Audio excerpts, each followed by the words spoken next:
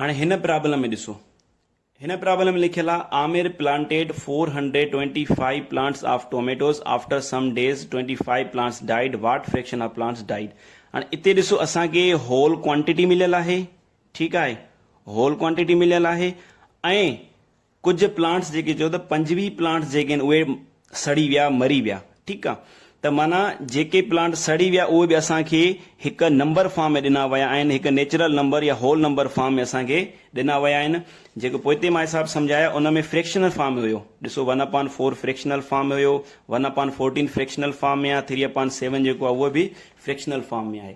पर इते असांखे जेको 25 ॿुधायो वियो आहे उहो असांखे जेको आहे होल नंबर फॉर्म में ॿुधायो वियो आहे। त इते असांजो फार्मूला जेको ठहंदो, पहिरियों सवाल खे ॾिसो छा थो चवे, वाट फ्रैक्शन ऑफ प्लांट्स सर्वाइव्ड, त केतिरा प्लांट्स जेके आहिनि बचा आहिनि, पर उहो असांखे चए थो फ्रैक्शन फॉर्म में ॿुधायो, ठीकु आहे, होल या नेचुरल नंबर फॉर्म में न, फ्रैक्शनल फॉर्म में ॿुधायो त केतिरा प्लांट्स जेके आहिनि उहे बचा आहिनि। त उन लाइ असां डेटा कलेक्ट कंदासीं, टोटल जेके प्लांट्स हुया 425 ऐं डाइड केतिरा थिया 25। हाणे सर्वाइव्ड प्लांट्स जेकॾहिं असांखो नंबर में पुछे हा त असां ईअं कयूं हा 425 मां 25 माइनस कयूं हा त बाक़ी बचा 400। जेकॾहिं असांखो क्वांटिटी पुछे हा त क्वांटिटी पुछे हा त असां 400 ई ॿुधायूं हा, पर असांखे हिते क्वांटिटी नथो पुछे, असांखे चए थो फ्रैक्शनल फॉर्म में ॿुधायो त उहे केतिरा बचा। त फ्रैक्शनल फॉर्म में फार्मूला यादि रखी छॾियो त अपान में हमेशह तव्हांखे टोटल जेको आहे उहो अपान में रखणो आहे, बाक़ी जेको पार्ट हूंदो आहे उहो तव्हांखे न्यूमिरेटर जी जॻह ते ही फार्मूला यादि करे छॾियो। त इते इहो ई फार्मूला यूज़ थींदो त टोटल प्लांट्स केतिरा हुया, टोटल प्लांट्स हुया 425, ठीकु आहे। त उन मां असांखे फ्रैक्शन ॿुधाइणी आहे जेके सर्वाइव्ड हुया, जेके बची पिया आहिनि उन्हनि जी।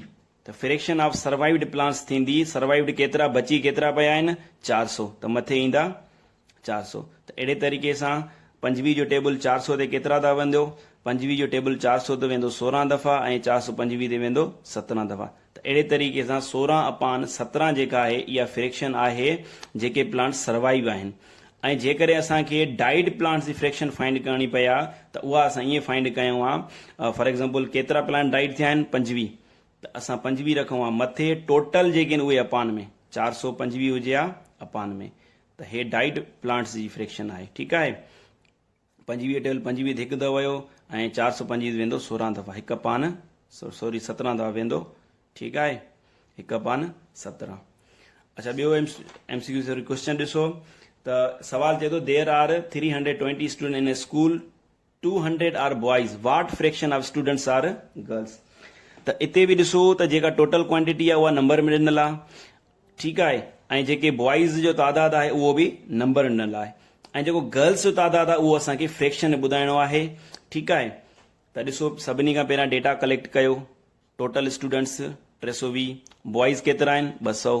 पहिरियां जेके गर्ल्स आहिनि उन्हनि खे तव्हां नंबर क्वांटिटी में, त गर्ल्स जो तादाद छा कंदासीं त टोटल केतिरो आहे 320 तादाद आहे, उन मां बॉयज़ जेकॾहिं असां माइनस कंदासीं त जवाबु मिलियो असांजो 120। जेकॾहिं असांखे क्वांटिटी में गर्ल्स ॿुधाइणी हुजे न त क्वांटिटी में गर्ल्स आहिनि 120, पर इते असांखे पुछे थो what fraction of students are girls, त जेके गर्ल्स आहिनि उन्हनि जी क्वांटिटी असांखे फ्रैक्शन फॉर्म में ॿुधाइणी आहे। त फ्रैक्शन फॉर्म में असां साॻियो फार्मूला यूज़ कंदा जेको हाणे तव्हांखे ॿुधायो, त अपान में असांखे रखणी आहे टोटल क्वांटिटी ऐं मथे जेको उहो रखणो आहे पार्ट। त टोटल क्वांटिटी स्टूडेंट्स जी केतिरी आहे, टोटल क्वांटिटी आहे 320, ठीकु आहे। गर्ल्स केतिरियूं आहिनि, गर्ल्स 120। इनखे सिंप्लीफाई कंदासीं, 10 0 कटे छॾियो, 0 कटण मक़सद असां 10 जो टेबल पढ़ियो आहे, बाक़ी बचो 12/32, ठीकु आहे। हिते 2 जो टेबल न पढ़ियो, जेकॾहिं नंढियूं विखा खणंदव त जवाबु देरि सां मिलंदो, ठीकु आहे।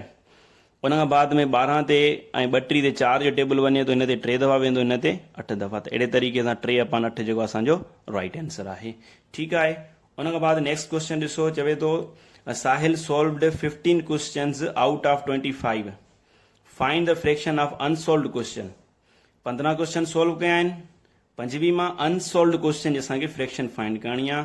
ही बि असांखे क्वांटिटी मिलियल आहे, ही बि क्वांटिटी मिलियल आहे, जेको जवाबु फाइंड करणो आहे उहो फ्रैक्शन फॉर्म में फाइंड करणो आहे। त छा कंदासीं, पहिरियों डेटा कलेक्ट कयो, टोटल क्वेश्चन केतिरा आहिनि 25, उन मां सॉल्व क्वेश्चन केतिरा आहिनि 15। अनसॉल्व्ड क्वेश्चन पहिरियां मालूम कयूं, छो त असांखे अनसॉल्व्ड क्वेश्चन गिवन न आहिनि। त उहे कीअं मालूम थींदा, 25 मां 15 माइनस कंदव 10 बचा 10 जेके unsold question. Fraction of unsold question, fraction of unsold question कीअं थींदी त अपान में रखंदासीं असां टोटल ऐं मथे रखंदासीं जेके पार्ट जेके सवाल हुन छॾिया आहिनि। ठीकु आहे, त टोटल क्वेश्चन केतिरा हुया 25 ऐं हुन छॾिया केतिरा आहिनि 10 छॾिया आहिनि। ठीकु आहे, त 5 जो टेबल हिन ते 2 दफ़ा वियो, हिन ते 5 दफ़ा, त 2/5 जेको असांजो राइट आंसर आहे। ठीकु आहे। अच्छा, कॾहिं कॾहिं क्वेश्चन में छा हूंदो आहे, सभु फ्रैक्शन्स हूंदियूं आहिनि, होल क्वांटिटी हुन में हूंदी न आहे। ठीकु आहे, होल क्वांटिटी आहे ई न। ठीकु, हिन में ॾिसो लिखियल आहे Fauzia gave 1/4 of her cake to her sister. ठीकु आहे, सिस्टर खे केतिरो ॾिनो आहे हिसो न 1/4, 2/3 टू हर 2 ब्रदर्स। ठीकु आहे, ब्रदर्स खे केतिरो ॾिनो आहे हिसो 2/3 and kept the rest of the cake for herself. What fraction of the cake was left with her? बाक़ी जेको केक आहे हुन पाण वटि रखियो आहे। त इते सम्झो जॾहिं फ्रैक्शन्स में सिर्फ़ फ्रैक्शन ॾिनल हुजनि। ठीकु आहे, जॾहिं अहिड़े क़िस्म प्रॉब्लम में सिर्फ़ु ॾिसो हिते बि फ्रैक्शन ॾिनी पई आहे, हिते बि, बाक़ी होल क्वांटिटी आहे ई न। ठीकु आहे, त असां छा कंदासीं, इन जेके पार्ट रखियल आहिनि इन्हनि खे असां जोड़ करे असां हिन खे 1 मां माइनस कंदासीं।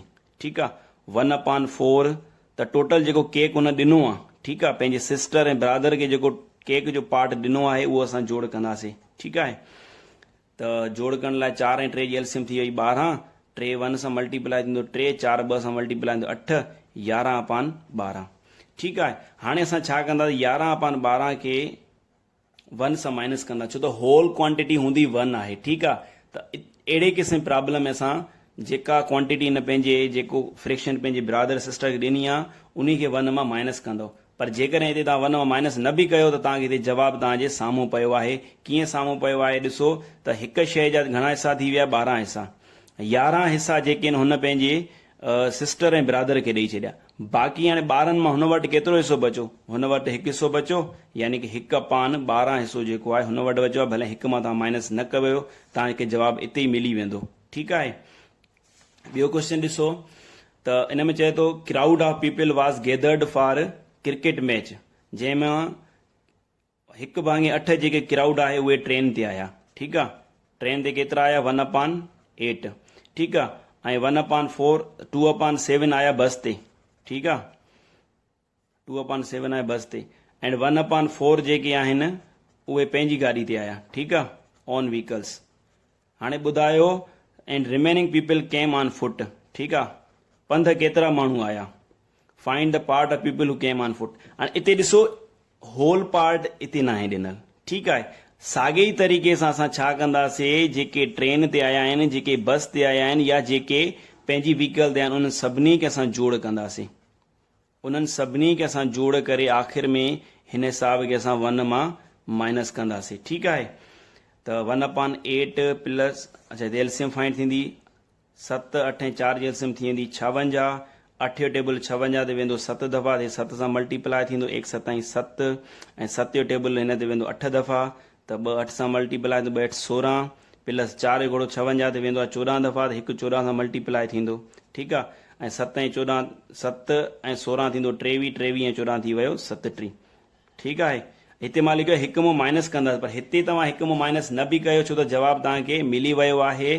कीअं मिली वियो आहे, 56 पार्ट्स मां 37 पार्ट जेके आहिनि उहे ट्रेन बस या पंहिंजी सवारी ते आया। ठीकु आहे, बाक़ी जेके पंधु आया, त हाणे इते अंदाज़ो तव्हां लॻायो त 56 पार्ट मां 37, त हिते असां छा कंदासीं 56 मां 37 माइनस कंदासीं, त केतिरो बचो, ठीकु आहे 19 बचो, यानी कि 19/56 हिसो जेको आहे उहे पंधु आया।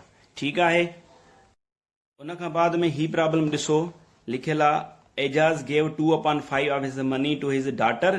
ठीकु आहे, 1/7 to his son and the remainder to his wife. हाणे इते बि होल क्वांटिटी न आहे, सिर्फ़ु फ्रैक्शन ॾिनल आहे, त असां छा कंदासीं इन्हनि फ्रैक्शन्स खे पाण में जोड़ कंदासीं। ठीकु आहे, त डॉटर खे केतिरी अमाउंट ॾिनी आहे 2/5 फ्रैक्शन में ॾिनल आहे, प्लस 1/7 ॾिनी आहे पंहिंजे पुट खे, ॿई जोड़ कयो, 5 ऐं 7 जी एलसीएम थींदी 35, 7 हिन सां मल्टीप्लाई 14, 5 हिन सां मल्टीप्लाई 5, त हे थी 19/35। हाणे चवे थो पंहिंजी वाइफ खे हुन जेको आहे केतिरी अमाउंट ॾिनी आहे, पर उहा फ्रैक्शन में असांखे ॿुधाइणी आहे। ठीकु आहे, त हाणे इते तव्हां ॾिसो त टोटल हिसा केतिरा थी विया 35, पंटीह मां 19 हिसा जेके आहिनि पुट ऐं धीअ खे अची विया त हाणे तव्हां हिते अंदाज़ो लॻाए सघो था त 35 मां जेके असां 19 माइनस कयूं था त जवाबु केतिरो बचो 16। ठीकु आहे, त यानी कि 16/35 हिसा जेके आहिनि उहे वाइफ खे ॾिना। ठीकु आहे, बाक़ी फर्दर जेको आहे हिन एक्सरसाइज 5.2 जी सॼी प्रैक्टिस करे छॾियो ऐं ही प्रॉब्लम्स पिया आहिनि, इन जी प्रैक्टिस कयो। जेको बि तव्हांखे प्रॉब्लम हुजे त तव्हां मूंसां कॉन्टेक्ट करे पुछी सघो था। Thank you so much.